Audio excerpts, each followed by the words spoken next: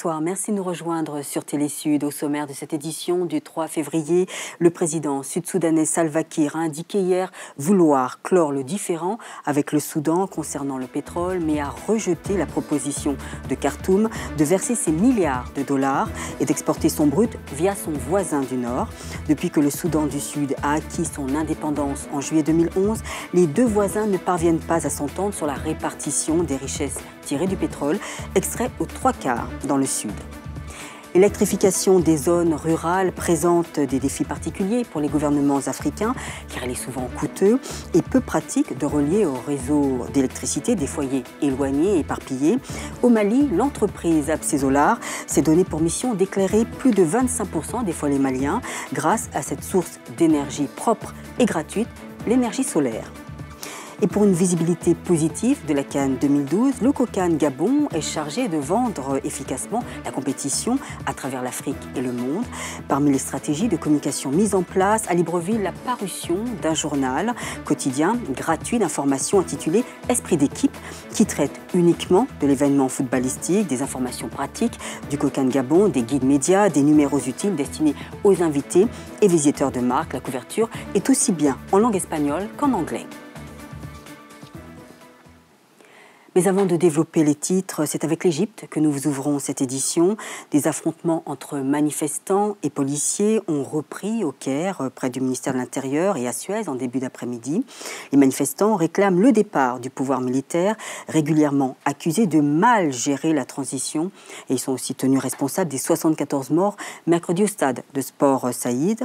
2 manifestants sont morts aujourd'hui au Caire, asphyxiés par des gaz lacrymogènes, plus de 24 heures après le drame de Port Saïd.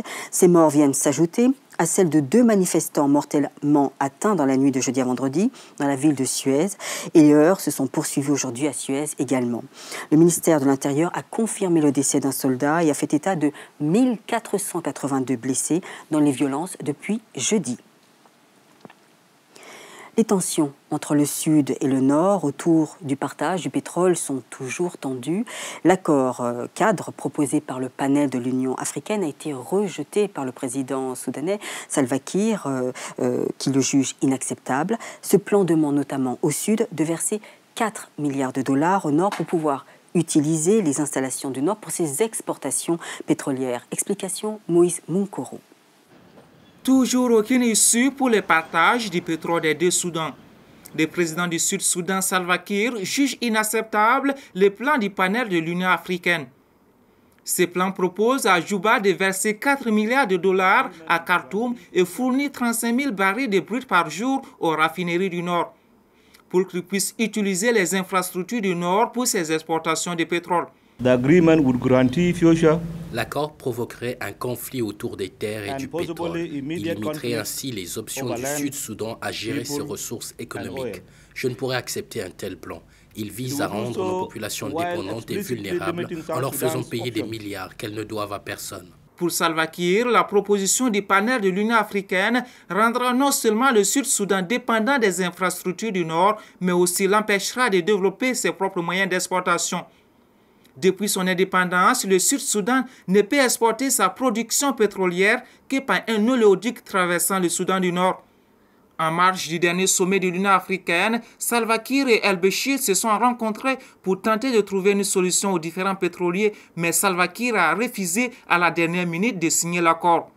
C'est dans cette situation de crise tendue que la responsable de l'aide humanitaire des Nations Unies, Valérie Amos, est en visite de 3 jours au Sud-Soudan. Elle s'est dit préoccupée par l'étendue et l'ampleur des violences interethniques. Juba détient les 3/4 des réserves pétrolières de l'ex-Soudan, mais reste toujours confrontée à une situation de crise alimentaire. Selon le programme alimentaire des Nations Unies, quelques 3 millions de Sud-Soudanais souffrent de la famine. Et plus qu'un symbole, le gouvernement des États-Unis a envoyé 5 militaires pour rejoindre la mission des Nations Unies au Sud-Soudan afin de faciliter les opérations visant à mettre en œuvre le mandat adopté par le Conseil de sécurité de l'ONU après la déclaration du Sud-Soudan lors de l'indépendance, le 9 juillet 2011. Les 3 premiers militaires américains ont une grande expérience dans l'armée, les Marines, la Navy et la force aérienne. Ils seront basés à Djouba et devront s'impliquer et conseiller sur les questions de bonne gouvernance, la primauté du droit et des affaires civiles qui impliquent directement la communauté des Sud-Soudanais. Contribuer aussi à un environnement plus stable en participant aux opérations de paix pour aider les pays en transition et puis aussi renforcer la sécurité et la stabilité dans différentes régions du Sud-Soudan. Et les 2 autres officiers militaires américains sont attendus prochainement.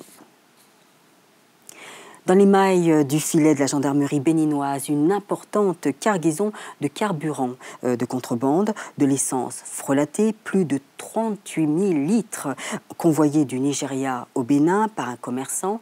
La vente au quotidien de cette quantité d'essence est estimée à près de 6 milliards de francs CFA de gains par an et pour un individu, ce qui occasionne des pertes de milliards de francs CFA par an pour le secteur formel, la fiscalité et l'économie du Bénin. Reportage Maximien Benoît.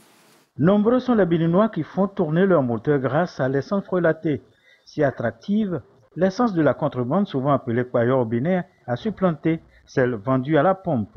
La récente crise pétrolière au Nigeria, le géant voisin de l'Est, n'a pas eu que des conséquences fâcheuses. Du point de vue économique, elle a amélioré les recettes de l'État. Cela appelle chez les Béninois un sursaut de patriotisme économique pour s'approvisionner à la pompe afin de doter leur État de plus de moyens. À la faveur de cette crise, un comité mis en place a étudié la porosité des frontières comme facteur d'expansion de l'essence frelatée. Pour évaluer l'impact économique, le comité a raisonné une quantité importante de carburant.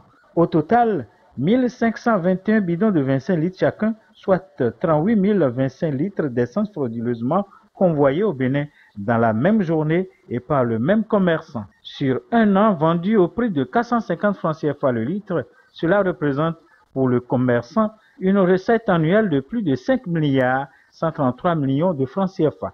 Par contre, cette même quantité de carburant, 38 025 litres, vendue par jour aux pompes officielles, comblerait une perte annuelle en fiscalité évaluée à près d'1 milliard 592 millions de francs CFA.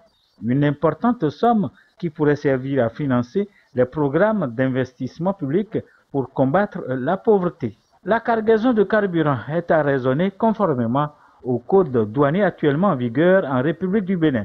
Les procédures inscrites dans le code en pareille circonstances seraient déjà enclenchées.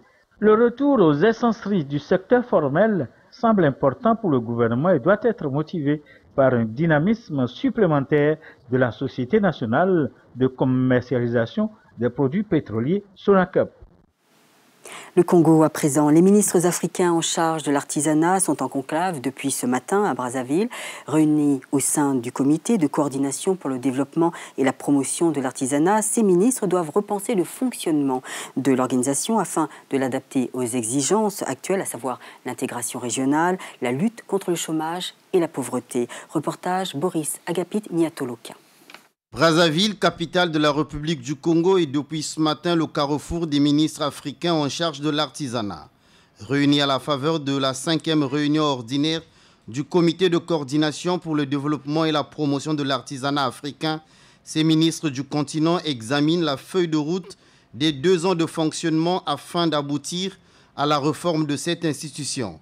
Le challenge à relever, c'est de faire du CODEPA un instrument d'intégration régionale. En ces temps de turbulence au présent et des incertitudes au futur, l'artisanat africain pourrait constituer un des principaux leviers prometteurs pour organiser, sinon la riposte, au moins la résistance, avant la mise en œuvre de nouveaux efforts visant à sortir de cette mauvaise passe. Les résolutions et recommandations qui découleront de ces assises doivent faire de l'artisanat un secteur transversal de lutte contre le chômage, la pauvreté et de réalisation de la modernisation et de l'industrialisation de l'Afrique.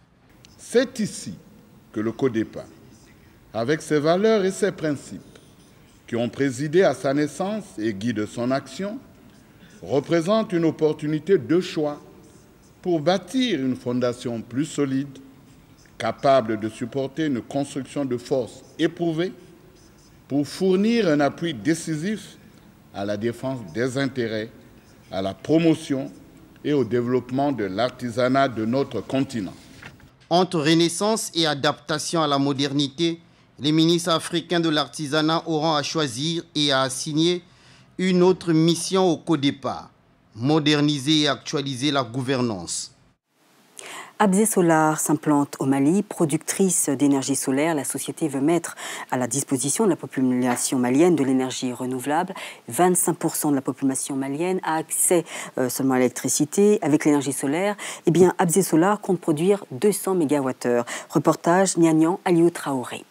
Le Mali compte parmi les pays à faible taux d'énergie. Le taux d'accès des populations sur le plan national est estimé à 25% et en zone rurale à 15%. Chaque année, le pays dépense 80 milliards de francs CFA pour l'importation de carburant nécessaires à la production de l'énergie. Pour inverser cette donne, la société Abzé Solar apporte de l'énergie renouvelable. Elle se propose déjà de produire 200 mégawatts.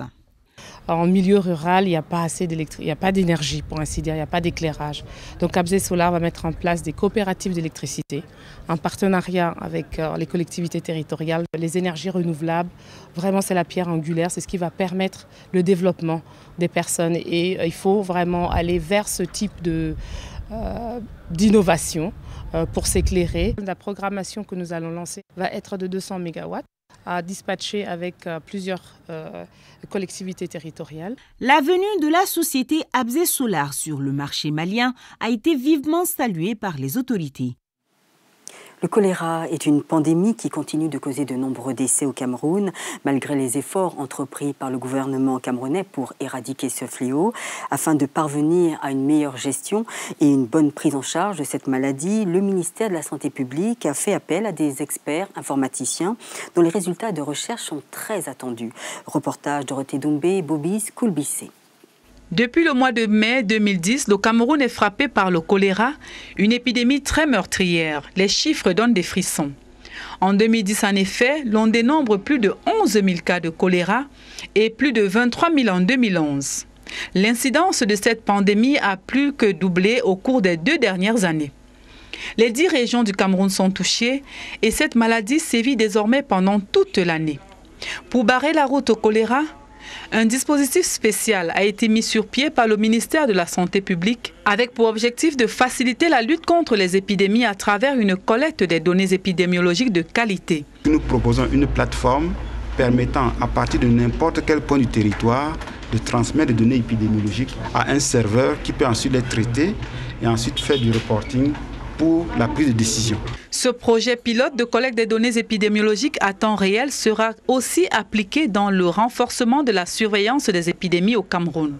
Il sera par exemple possible, grâce à ce projet, de transmettre des données à temps réel dans les centres de santé grâce à un téléphone portable. Après avoir abordé les chapitres politique, économie et santé dans cette édition, alors parlons de divertissement. La sitcom à succès Kadi Jolie est une série télévisée franco-burkinabé en 80 épisodes de 12 minutes, créée en 1999 par Idrissa Ouedraogo, connu pour son amour châtié et très apprécié par un large public. Kadi Jolie est jouée par Aminata Diallo-Glaise, qui est passée derrière la caméra pour réaliser en 2008 la série Super Flic, une comédie policière qui a fait le tour de l'Afrique francophone. Et aujourd'hui, Aminata Diallo-Glaise remet ça avec le tournage de la 2e saison de cette série qui raconte l'histoire de Marc et Malika. Notre journaliste était sur le plateau de tournage, Adjima David Thiombiano. Ça tourne chez Aminata Diallo-Glaise. Marc et Malika sont de nouveau sur scène pour mener la vie dure au hors-la-loi. 10% et Timmy sont aussi au rendez-vous avec leurs intrigues. On va dire Timmy, c'est la sœur de Omo, c'est aussi la maîtresse de l'inspecteur Marc. C'est un personnage qui est tout le temps en train de faire des intrigues. C'est un personnage qui m'amuse. Il y a une amélioration du personnage, du rôle. D'abord, c'est 10%. Je m'amuse à le dire que l'auteur du texte, c'est celui qui écrit le texte, s'amuse bien et moi aussi, ça m'amuse aussi de m'amuser. Après le succès de la première saison de 33 épisodes, la saga de Super Flic continue. C'est une comédie policière qui met en scène deux policiers, tantôt en palabres, tantôt complices, aux prises avec les fléaux qui minent le quotidien d'une ville africaine. L'histoire a évolué. Au départ, c'était Marc et Malika qui étaient deux inspecteurs. Malika qui était la policière intègre. Marc qui était un peu coureur de jupons, ripou. Et 10% qui est notre escroc notoire qui vend, qui achète tout. Et voilà, donc ces personnages vont évoluer. Le tournage a démarré en octobre 2010 au Mali. C'est poursuivi en Côte d'Ivoire, au Niger et au Burkina. C'est un voyage à travers l'Afrique de l'Ouest dans ses univers contrastés pour retracer les joies et les vicissitudes de la vie urbaine. Le plateau mobilise des comédiens de diverses nationalités, une ouverture culturelle qui avait déjà fait le succès de la première saison. Quand nos inspecteurs se déportent pour un problème de faux médicaments, ils essaient de remonter la filière de faux médicaments qui les amène au Niger. Et en Côte d'Ivoire, l'histoire qui nous a amené, c'était le problème des pyramides fiscales. Vous savez, les histoires de pyramides, tu mets 50 000, tu as 100 000, un peu à la Madoff. Avec la saison 2, le rire est encore assuré sur des réalités plutôt amères et même tragiques. Le public de Ouaga 2000 a pu savourer l'humour caustique des acteurs qui tranchent souvent avec le tragique des situations. C'était à l'occasion du lancement de la série. Mais sur le terrain, le tournage continue encore pour 3 semaines pour boucler les 40 épisodes de 26 minutes de la saison. Un mot de sport, l'équipe du Cameroun, comme vous le savez, ne participe pas à la Coupe d'Afrique des Nations qui se déroule en ce moment au Gabon et en Guinée équatoriale. Après avoir longtemps régné sur les pelouses africaines, les Lions indomptables sont les grands absents de cette grande messe du ballon rond. Ce au grand désespoir des supporters camerounais qui s'interrogent sur l'avenir du 11 national. À Yaoundé, notre correspondante Edwige Solvay Akamba s'est rendue auprès de ses aficionados un peu nostalgique. Au cours de la décennie écoulée, le pays de Roger Mila et de Samuel Eto'o a participé à toutes les CAN. Il s'est d'ailleurs offert le plaisir de gagner successivement les éditions de 2000 au Ghana, Nigeria et 2002 au Mali. Cette année, la Coupe d'Afrique des Nations de football se joue au Gabon et en Guinée équatoriale, à quelques encablures du Cameroun, qui n'y est pas. La non-participation du Cameroun suscite des avis divers. C'est une interpellation au gouvernement en général et aux responsables en charge du football camerounais en particulier. Outre cette absence, les Lions du volleyball, dernier espoir, eux aussi n'iront pas aux Jeux Olympiques de Londres. Ils ont été récemment battus à Yaoundé par l'Égypte et la Tunisie. Les dieux du sport auraient-ils tourné le dos au Cameroun? Pour ne pas fondre dans le pessimisme, Roger Mila ou Faïn Seke, des promoteurs sportifs, ont organisé des tournois de jeunes grâce auxquels des talents seront découverts. On a organisé pour l'épanouissement des jeunes, pour leur divertissement, animer la capitale qui est Yaoundé. Ces jeunes loups, bien entraînés et bien formés, vont de nouveau faire rêver les Camerounais qui ploient sous la coupe du désespoir, car le pays est engagé pour les éliminatoires de la CAN 2013 qui se jouera en Afrique du Sud. Seulement, le héros, buteur et capitaine des Lions indomptables Samuel Eto'o fils a été suspendu pour 15 matchs d'abord et 8 mois ensuite par la Fédération camerounaise de foot. Les fans, la population et plusieurs observateurs trouvent à redire. Je vais dire que c'est la catastrophe. Qu'un groupuscule de gens se réunissent dans un bureau et prennent une décision pour quelqu'un qui représente le Cameroun, qui représente l'Afrique tout entière dans le monde. Ça peut être un problème de règlement de compte. Je pense que c'est une erreur. Il n'y a qu'au Cameroun qu'on peut faire des choses pareilles. Le Cameroun, pays de foot, devrait se relever des guerres intestines et fumer le calumet de la paix, synonyme des victoires à venir. Communiquer sur la Coupe d'Afrique des Nations en version trilingue, c'est désormais chose faite grâce au lancement du journal de presse écrit dédié à la compétition panafricaine. Esprit d'équipe, c'est son nom, évocateur et plein de promesses. Il est réalisé par le comité d'organisation gabonais de la CAN. Ce support écrit est publié en français, en anglais et en espagnol. Il s'agit de faire un clin d'œil marketing aux médias étrangers dans le but de promouvoir bien sûr l'image du Gabon et surtout d'entretenir l'effervescence et l'attrait du public sur l'actualité de la Coupe. Linda Robert et Joël Tatou. 30 jours, ça se fête. Esprit d'équipe creuse son sillon parmi les médias référents de la Coupe d'Afrique des Nations. Petite cerise sur le gâteau, ce quotidien est gratuit. Après 18 numéros, les efforts semblent porter leurs fruits auprès du public. Les gens demandent. il est distribué partout à Libreville. Le journal inonde déjà les circuits de distribution à Libreville et Franceville, mais aussi en Guinée équatoriale. En conférence de rédaction, l'impératif primordial est de délivrer l'information à temps. Esprit d'équipe constitue une source précieuse de contenu et un relais auprès des médias étrangers. La collaboration traduit un partenariat convivial. Ce matin, la rédaction reçoit Joseph-Antoine Bell. L'ancien international camerounais est aujourd'hui consultant pour RFI.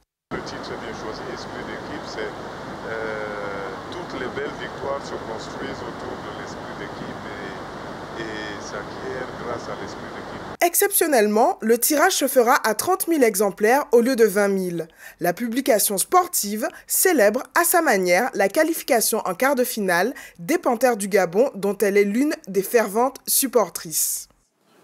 C'est la fin de cette édition. Avant de nous quitter, le rappel des titres. Le président sud-soudanais Salva Kiir a indiqué hier vouloir clore le différend avec le Soudan concernant le pétrole, mais a rejeté la proposition de Khartoum de verser des milliards de dollars et d'exporter son brut via son voisin du Nord. Depuis que le Sud-Soudan a acquis son indépendance en juillet 2011, les deux voisins ne parviennent pas à s'entendre sur la répartition des richesses tirées du pétrole extrait aux 3/4 dans le Sud. L'électrification des zones rurales présente des défis particuliers pour les gouvernements africains car il est souvent coûteux et peu pratique de relier au réseau d'électricité des foyers éloignés et éparpillés. Au Mali, l'entreprise Abzé Solar s'est donnée pour mission d'éclairer plus de 25% des foyers maliens grâce à une source d'énergie propre et gratuite, l'énergie solaire. Et pour une visibilité positive de la CAN 2012, le COCAN Gabon est chargé de vendre efficacement la compétition à travers l'Afrique et le monde. Parmi les stratégies de communication mises en place à Libreville, un journal qui s'appelle Esprit d'équipe qui traite uniquement de l'événement footballistique, des informations pratiques du COCAN Gabon et puis des guides médias, des numéros utiles destinés aux invités et visiteurs de marque. La couverture est aussi bien en langue espagnole qu'en anglais. Merci de nous avoir suivis. Prochain rendez-vous avec l'info, c'est demain avec le JT de week-end à 21h. Et puis dès lundi, vous retrouverez Nidia Paliakara à cette même place à 21h pour une nouvelle édition.